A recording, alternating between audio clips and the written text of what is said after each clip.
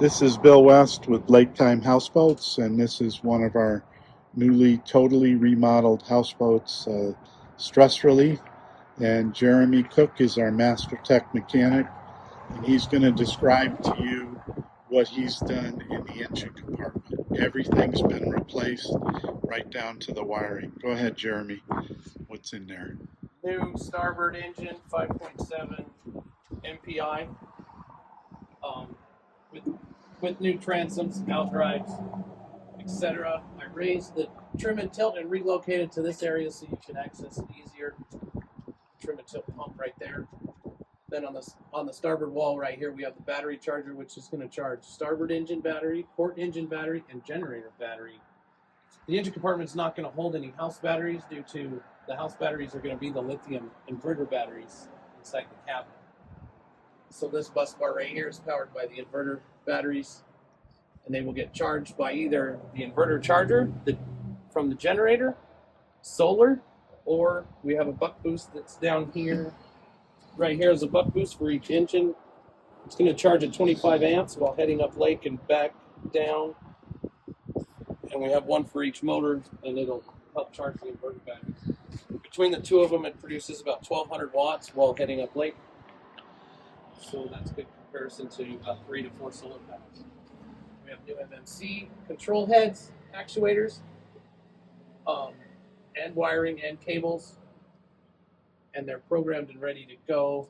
We've got an in and an out for the blower system, and then we have separated bus bars so we have only 3 connections at each battery, positive and negative, throughout the boat.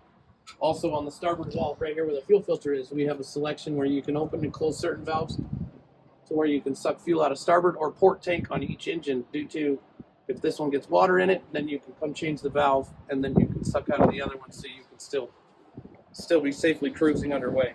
The generator's plumbed the same way with 2 valves to where it can suck out of both tanks at once or just one. The generator exhaust is just a muffler in the engine compartment, and then it has a dry separator on the back deck up with the exhaust pipe up high. We added a steering bar support here, so if someone accidentally steps on it, they don't bend the steering bar. Oh, over here is the slide, kind of tucked away. The slide water pump with its own inlet strainer, ball valve system to open and close and clean throughout, just like the generator has over here in its big C strainer. And then we got the port engine with the steering. This boat's engines are spaced so far outboard that the steering has to be on the port side, unlike most vessels are on the starboard. But here's the new ram with the steering lines all the way to the front. And also there's the other buck boost. With this, and this is the generator bus bars for charging from the battery charger when the generator's running. But also that buck boost is the other one that charges with the inverter system. Then over here is the crate with spare fluids. We got extra oil for each engine, extra power steering fluid, extra trim and tilt fluid, extra generator oil, and extra generator coolant, and extra outdrive oil for the gear loop monitors. We have a new halon system that is more than adequate for this size of engine compartment, and it'll be wired with a safety light at the helm. And how do you keep the engine compartment so clean? Because I've never seen, well, of course, everything's new, but all our older boats look just as clean as this. How do you do that, keeping them clean? Because we have a strict maintenance program to where we make sure that we have a clean engine compartment going in and a clean engine compartment coming back out.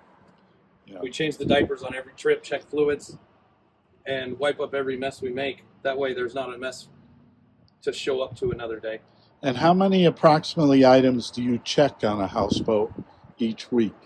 In the engine compartment, we check about 50 items between hose clamps, wire connections, water levels, fluid levels, hose clamps, gaskets, make sure anything's not leaking. If the customer complains about a drivability issue, we'll hook it up to water and run it.